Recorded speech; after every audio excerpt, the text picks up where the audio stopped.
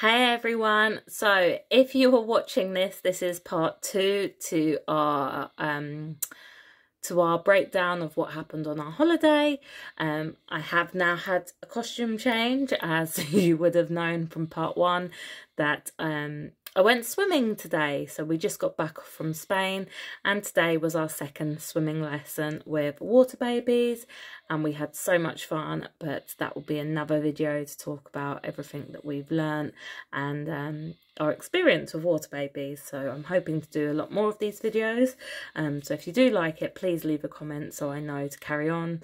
Otherwise I will stop. But yeah, so as I said in the previous video that we talked about everything that we took on holiday, so I'm just going to go in a little bit more detail about the flight and how we found it personally. Obviously each flight is different depending on your baby, how long the flight is, who you fly with. Yeah, there's so many factors that would change the flight. So yeah, if you can hear the shh in the background, that's that little rocket that I was talking about. I was trying to get Theo to sleep, but he's having none of it, so now he's under his play gym. So fingers crossed he stays happy for a bit so we can finish this video. The flight there, it honestly was a dream for us, like from everything from check-in to the whole experience was amazing. So we flew with BA and we flew from Heathrow Terminal 3 and we just found it so accommodating, like from start to finish. It was just amazing. So we had an early morning flight. I believe our flight was 8 in the morning. So we got there 3 hours before rather than the 2 hours before, just because first flight, wanted to make sure we was also getting a lift from a friend. So we just wanted to make sure that everything went smoothly. So we got there quite early. And we had already previously checked in online, which I have never done before. I know, it's crazy, but I've never done that before. So my friend Lauren came round the day before and she was talking with me and she said, why don't you just check in now? So we actually checked in online. So all we had to do when we got there, when we got to the airport, was go straight to the British Airways desk. I didn't have the ticket on my phone. I wanted a printout copy, A, for a memory for his memory box, and B, because I'm old-fashioned like that. Like if I book somewhere, I print off everything. I just don't like having it on my phone for some strange reason. I like to print it all out and have it all organised. So we got to the airport, we took our first holiday pictures, we went to speak to BA and they said, look, you've already checked in, so you just need to check in your luggage, go to this desk. Because we had child, they took us straight through the fast track lane. So normally with most airlines you have the normal lane and you have a fast track lane for the people that pay more money. When you've got a child, normally you get to go in that fast track lane as well. So yeah, we went straight into that fast track lane. The woman on the desk was lovely. They took our items, they put tags on our pram, because we wanted to use the pram around the airport. We didn't want to have to hold Theo, so we said, look, can we use the pram around the airport? Our pram wasn't small enough to get an overhead locker, so we wanted it to be taken away. They said, do you want your pram to be waiting for you the other end, or are you happy for it to come out with the luggage? We both decided that it was happy for it to come out in the luggage. But again, that's something to make note of, that if you want the pram waiting for you, they can have your pram waiting just like they do with the wheelchairs. You would have seen them when you get off a flight. There's normally an attendant stood there with a pram or a wheelchair. So yeah, it's up to you what you want to do. We personally, because there was 2 of us, didn't mind. One of us holding the baby, the other one holding the hand luggage. So yeah, we checked in everything. The car seat went separately, so the suitcases went on the little conveyor belt that takes them down, and the car seat we had to hand to another guy, I think, because they have to check them. So we handed that to the guy, who then took that to the plane. Going through security, that was all relatively straightforward. Obviously the things are changing for airports soon, where you only need to take liquids at 100 millimeters, I believe, milliliters.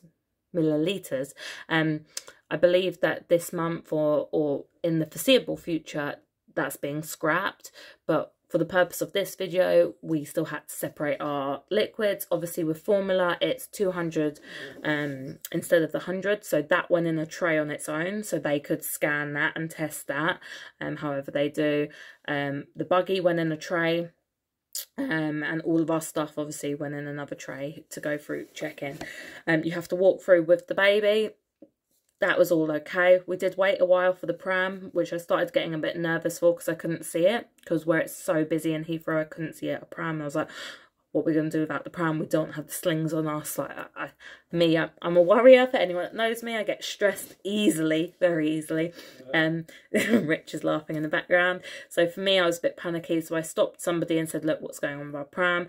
And they went and checked, and they basically said with prams or anything like that, they swab them, which makes sense because I'm sure loads of millions of people have tried to smuggle things in prams and with babies. So yeah, they swab it all down to check it's okay. So we had to wait a little bit longer for that. But otherwise that was all good. We then went and got something to eat. And yeah, there was really good service at Heathrow. So sorry, let me just pause this 2 seconds. Sorry, I'm back again. So yeah, so it was really good service in Heathrow. And what I loved about Heathrow, I'm guessing because it's one of the bigger airports, there was adequate baby changing. So there was quite big baby changing toilets or rooms. There was also nursing rooms, so if you aren't comfortable with nursing in public and you are breastfeeding, there was specific rooms that you could go nurse in. I don't care for most people that knows me, so I just wiped out my boob anywhere. But if you do want that bit more modesty, then yes, you can use one of the nursing rooms. What we also found at Terminal 3 was a play area, which I absolutely loved. I will do a little mini video on that. But the play area was, they had multiple sections. They had a section for babies and then they had a section for older kids. And the older kids had a little bit of climbing stuff and some like ropes and things. The baby section had a little airplane that you could sit them in, had a little circle thing that you could sit them inside that had things for them to touch. Had loads of little bits that was perfect for babies and perfect for anybody that loves a photo shoot like I do. So I took loads of photos of the baby sat on these mock planes. There was also mirrors for the baby to look in, like, you know, like funhouse mirrors that distort things. And they had a little tablet thing which like children could write on, like a drawing board. Kind of, it reminded me of a giant Etch-a-Sketch. And what else was in the room? 89. And sorry about that. And they also had a sensory room which had projections on the wall of hot air balloons and stars on the ceiling. And they had this wall, kind of reminded me of sort of like, you know, where you stack all the bricks, that games where you, Tetris I think it's called, but babies could touch it and it would change the shape of it. It had loads of mats, soft mats for them to lie on. So it was really nice. There was loads of things to do. Obviously if you're waiting long for your flight, it's great to keep the kids entertained. There was also a kitchen there, which is perfect for anyone that's formula feeding, because there was sinks and stuff to prepare formula. Again, there was another nursing room and there was changing rooms as well.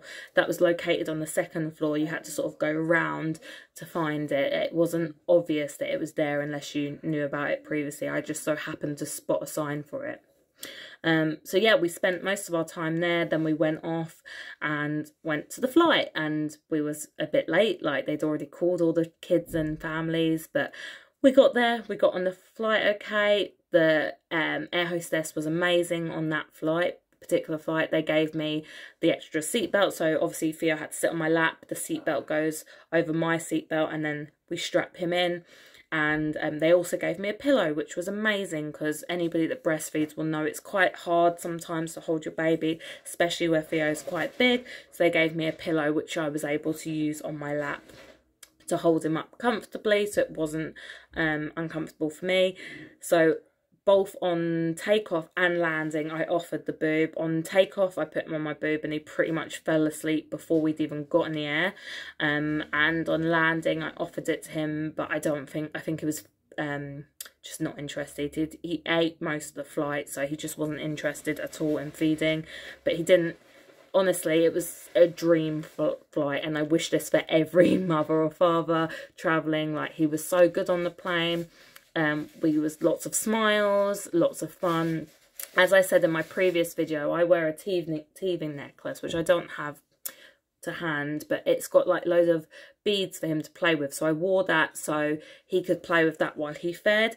But also it was great because I slotted it in this so we didn't lose his penguin, so he could chew on that, and I wore that around my neck, or sometimes I attached it to the table in front so then he could play with that.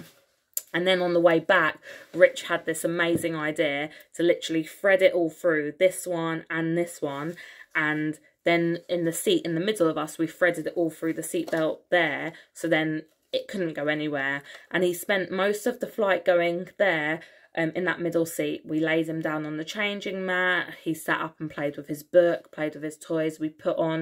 Rich downloaded some cartoons onto his phone, so we put on Cow and Chicken, for anyone that remembers that. But yeah, in hindsight, I probably would have downloaded a few episodes of Mrs. Rachel as well, because he really enjoys her. And then at least he's learning something, it's not just cartoons. But all in all, it was a total dream flight. Like, he was so good, slept a little bit, ate, didn't complain once. And then when we got off, it was really quick for our luggage. Our luggage was pretty much there by the time we got through all of the passports and stuff. So no complaints from us. Another thing I've just remembered, which I didn't say in the first video, I also took a shade for the car. Because obviously it was sunny in Spain.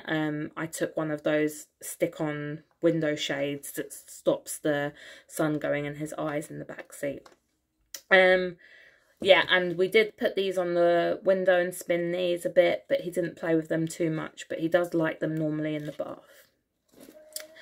And then on the flight back, it wasn't such a positive experience. I don't know if the staff there didn't really seem that interested. Like, the ones when we went out were really nice, really friendly. The staff here just didn't seem like they liked their job, to be honest. There was one woman on the plane and she just seemed to be flirting with everyone, like all the males on the plane, but she just wasn't interested in really helping anyone else. Like, every time I tried to get her attention, she sort of ignored me.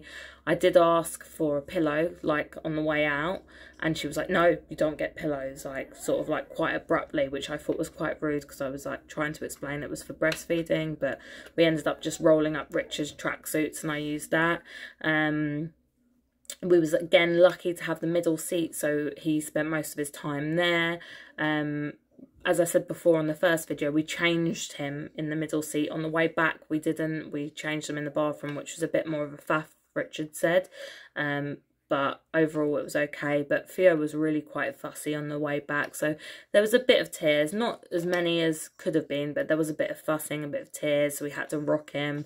We had to pretty much play distraction, pulling out every single toy, shoving everything in his mouth. He wouldn't feed at all. And I think that's partly because of me. As I said before, for breastfeeding, you have to be really comfortable and you can't be stressed. You need to be relaxed. If you're stressed, your baby feels it. Like, the calmer you are, the calmer your baby is. If you're stressed, if you're anxious, if you're nervous, the baby feels it.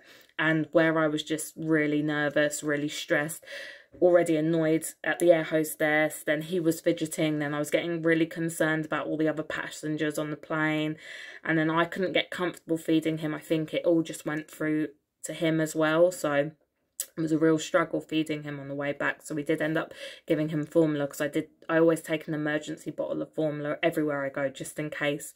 You never know the situation. So yeah, he did take the bottle. It was really difficult to get him to take the bottle as well. He was really quite tired from the whole holiday. Like, we found out when we came home, he slept the minute we got home. And then I think he had a bit of a bad tummy because he was a bit miserable yesterday. But all in all, he was just a bit grumpy and stuff, and it wasn't positive experience, but it wasn't the worst it could be still. But yeah, so my top tips is just take plenty of toys that distract. Take small little toys that are easy to pack, that don't take up much room, especially like these little rattle things. They attach to their wrists so they can't lose them. Take toys that they can't chuck too far, because the flight out, he kept chucking his toys until we attached it to everything. So yeah, take things like that. But that's all of our top tips for flying. I hope this has been helpful to someone. Again, if you've got any comments or questions at all, pop them below and I will reply as soon as I can. And I will link anything that I've mentioned to on both videos. But yeah, enjoy the rest of your day, whatever you're doing, and look forward to speaking to you all soon. Thanks, bye.